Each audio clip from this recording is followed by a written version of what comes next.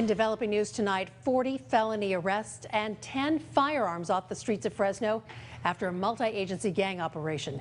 Fresno Police Department launched the effort after 2 gang-related shootings early this month, one of which left a man dead and a 5-year-old boy shot through the chest.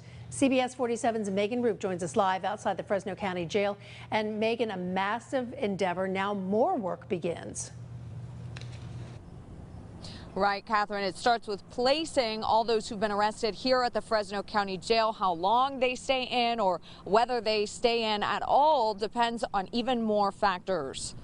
Dozens of shots fired into a 4th of July crowd and a little boy shot, catalyst for a new gang crackdown across Fresno. We want to disrupt, so we want to make sure that the gang members know we're out there. Multiple search warrants, more than 130 probation and parole searches, 10 guns found, 40 felony arrests, and 160 misdemeanor arrests, plus 40 to 60 extra officers hitting the streets each night targeting gang members. We want to keep them on their toes. Those arrested taken to jail. The sheriff's department says those entering are asked questions like if in a gang, which one, what their sexual orientation is, and whether they fear anyone in custody to help safely place them. Then the DA decides whether they'll be prosecuted and how, state or federally. Potentially the federal government may have a little bit more ability to face these guys down with some bigger charges. Whether they stay in also based on criminal history like gun charges or gang association or lack of.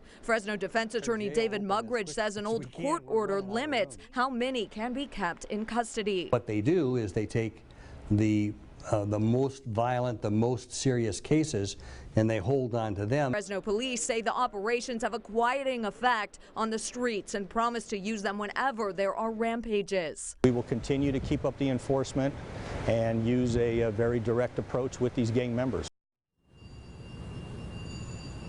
And Fresno police say the goal is keeping innocent people safe. If you see any gang activity in your neighborhood, you can call the Fresno Police Department and leave a message anonymously. Reporting live tonight outside the Fresno County Jail, Megan Roop, CBS 47 Eyewitness News.